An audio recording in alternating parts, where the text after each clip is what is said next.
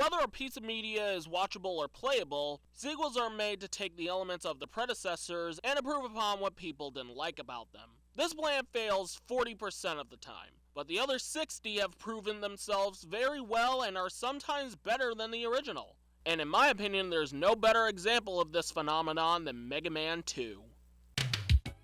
The original MegaMan, the game, not the character, didn't sell as well as Capcom executives hoped they would. However, since review scores were positive enough, the higher-ups at Capcom reluctantly allowed the team to produce another game, as long as they also kept up with projects Capcom had on their plate, and on a limited time window at that. Meaning the team had to work on it in their free time, which led to no sleep, no sick days, and a ton of all-nighters with no encouragement from the higher-ups. They also held a robot design contest to see which Lucky Lad's design would be put into the game. Some succeeded, some were stored on a file cabinet for later, and others were these poor saps. So, did all that hard work and dedication pay off? Well, considering how this buffoon made 4-hour bore fest of every game before 9 and the fact that Legacy Collection exists, I think the answer should be clear. But the video wouldn't exist without a proper answer, so let's plug this thing up and show it off.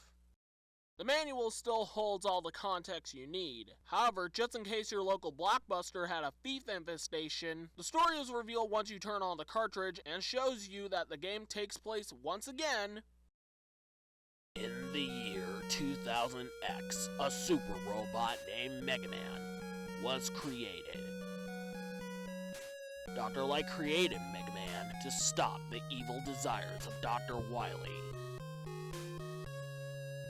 However, Wily didn't learn from his first ass-kicking, so he created 8 of his own robots to counter MegaMan.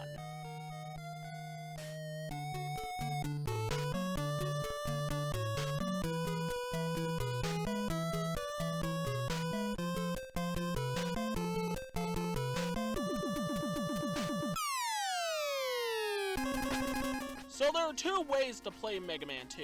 Normal and difficult mode, which is based off the original Japanese release. For the other region releases, the developers made a few small changes because they were afraid American players would find difficult mode too, well, difficult.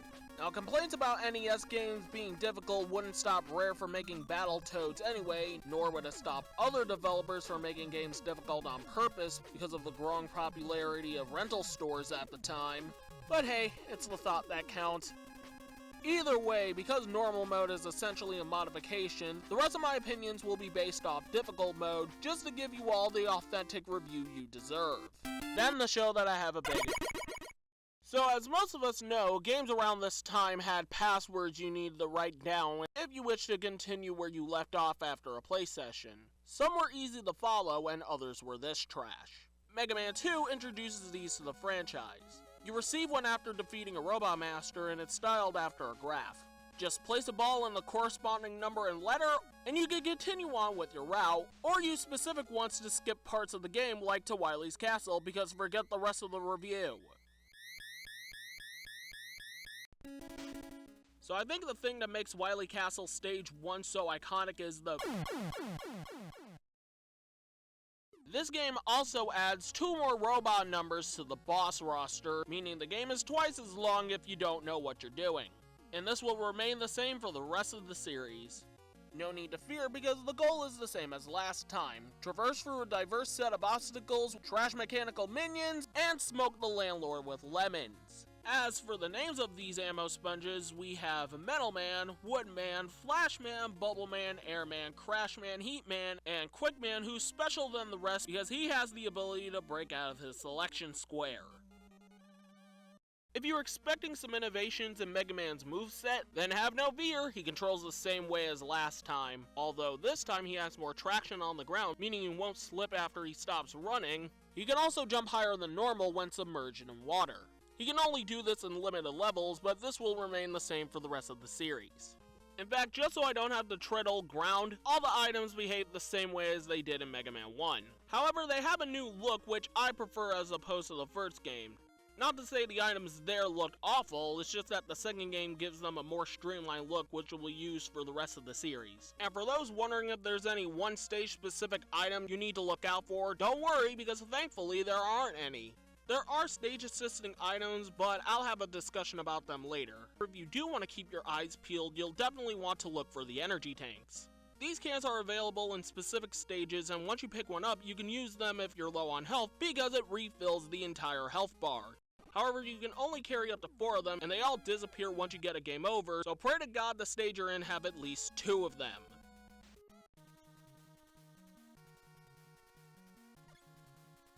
Son of a bitch! MegaMan 1 stages were simplistic in nature, but had a few small details to make them feel different from one another. Miracle Kid 2 still consisting of ladders, drop zones, and life-taking no matter how much health you have spikes, but to say these stages have more going on in them would be an understatement of the century.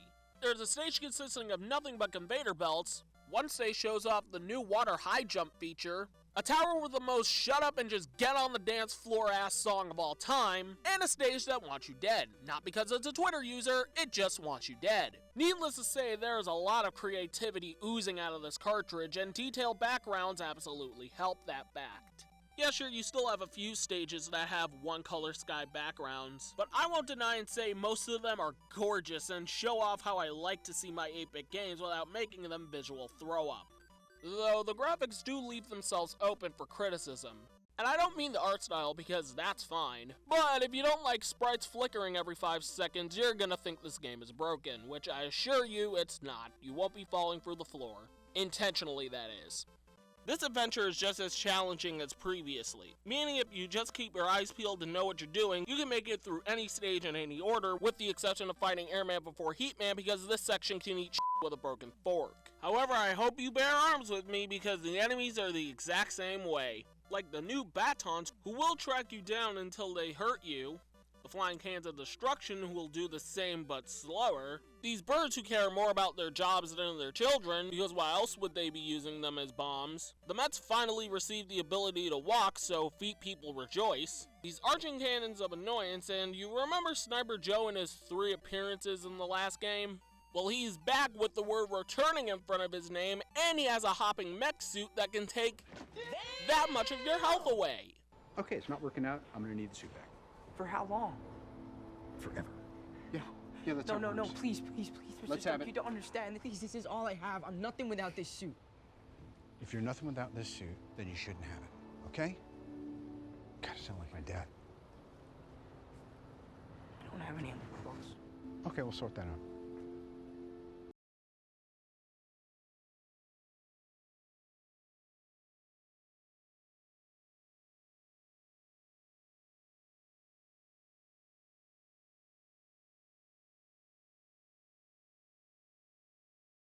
Now this next innovation may be a turnoff for some people, but hallways before bosses are no longer filled with enemies. So you can either hope you're in a situation where you can refill your energy so you won't have to kill yourself during a boss just to have a full health bar, or have a sigh of relief. But no matter how you slice it, these bosses are no pushovers.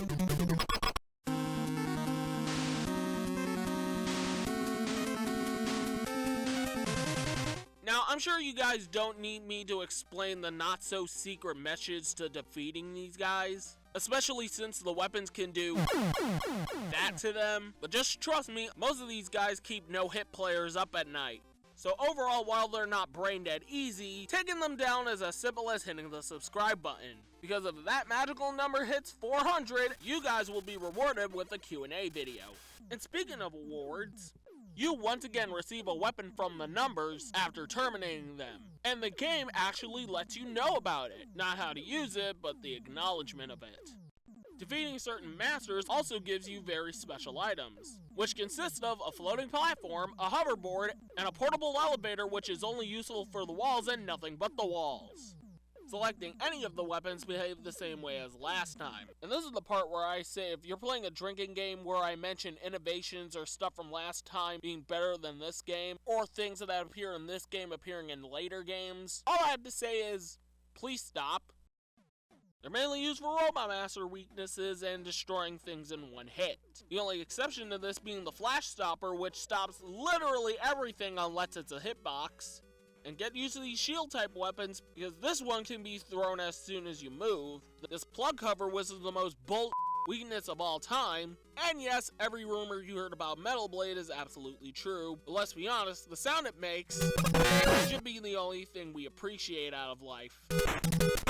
And speaking of earworms, if you want my opinion on the music and how the composer made one of the most memorable soundtracks not only for the NES nor the rest of the franchise, but gaming in its entirety, well...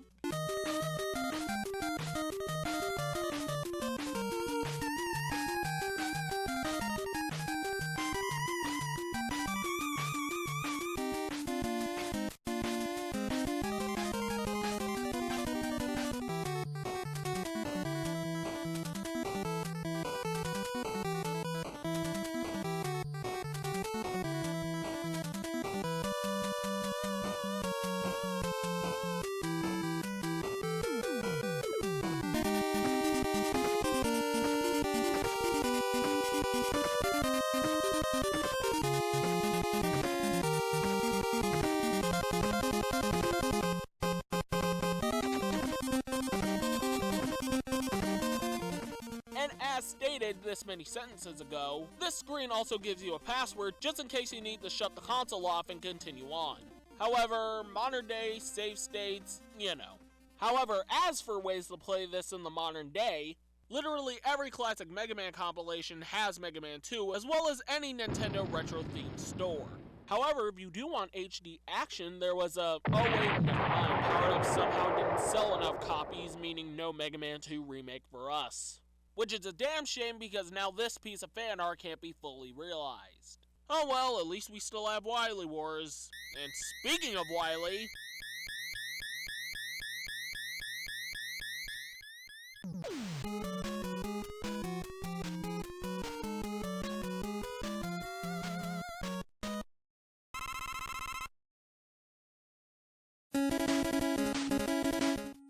So I think the thing that makes Wily Castle Stage 1 so iconic is the feeling of triumphs that envelops once you enter it. The desert landscape, the corrupted colored skies, the sense of danger for this unknown area knowing that you might not make it out alive. And finally, the first wall you run into that's signaling you, the player, to use whatever tool that can help you get up there. Because after all, unlike the magnet beam, the game gives you the tools necessary. Now it's up to you to use whatever works best to save humanity. And if that thought doesn't get you pumped up, the music will absolutely make sure you do. I know I just gushed over the music a few paragraphs ago, but let's be honest, in terms of the NES, if you're not thinking about the moon from DuckTales, you're most likely thinking about this song, because if you've been alive for a longer amount of time than me, then you know words can't do this song justice.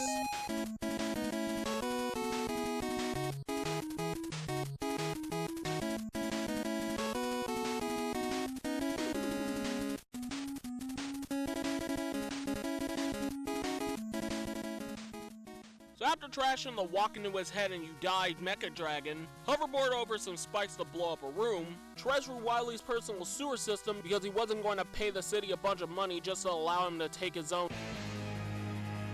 Have someone slap you on the back of the head for forgetting to fill up item 2 in this specific room because me for being tired and playing this at 4 in the morning, and then you'll finally arrive to the fortress boss that's less annoying than this asshole, but more annoying than this one. And no, the issue isn't the very specific set of movements to beat this thing with its one weakness. I've been forced to drill that into my skull. The problem, it's its one weakness. So remember the plug cover of Doom? That's the Crash Bomber. This is the only item in the game that can destroy these very specific barriers. The turret room is full of them, but the Crash Bombs can only be used 7 times. They're also the only things that can destroy the infamous turrets. So, as basic math determines, you're not gonna have enough Crash Bombs to make this place a literal boom boom room. And if you run out of them at a certain point in the fight, not only will you be sent 5 rooms back, you'll also have a depleted bar of the stuff that's mandatory to trash this thing. You could get a game over, but remember, the E-Tanks reset after you do so, meaning you'll only have 2 E-Tanks for the rematch and the stage after. So in other words, you're fucked. So after a quick motivation speech scene or investing in a game genie, you finally demolish this damn place and are teleported to the franchise's first boss rush room. Like the first game, you need to refight the Robot Master with whatever tactics you can. Only this time it's one area, you go into one teleporter, then the boss drops a health capsule after their not-so-successful resurrection. Defeating them all again unlocks the teleporter to the room of the Wily Machine number 2, whose bullets charge upwards this time. Metal Blade. Also, is pink really a manly color? Well, according to rich sources, yes it is.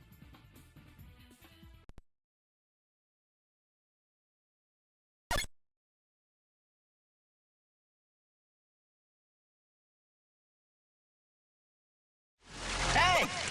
Why's everyone being so quiet? Oh yeah, that's totally hyper-realistic.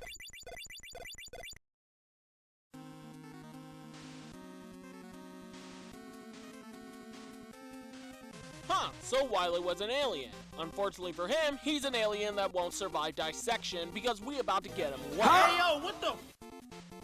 Oh snap, I'm out of liquid. Eat Metal Blade! Guess not. Ah, screw it.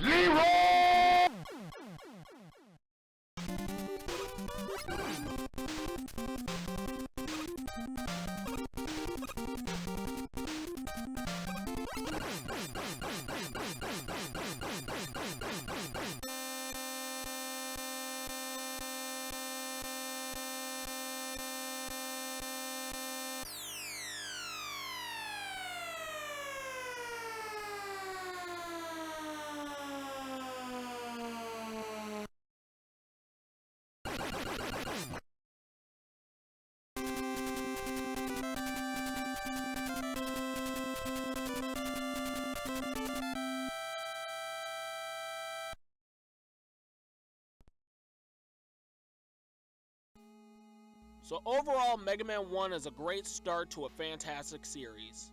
It established a unique gameplay formula while also fixing some problems presented in video games at the time. Then Mega Man 2 came out and enhanced everything. While it still hosts the same mechanics, it adds onto them with better handling, an extra refill, and clear indicators. Though a fair challenge, it doesn't hold your hand. And whatever negatives are there, they're greatly outweighed by the positives, as this game sold abacus-destroying numbers, showing the Capcom executives that Mega Man could be a profitable series. However, as a game in its own right, it has rich gameplay, stunning graphics, and a soundtrack that absolutely won't get stuck in your head. It's no secret why Mega Man 2 is one of the most memorable games on the NES, and an example of a successful passion project done right.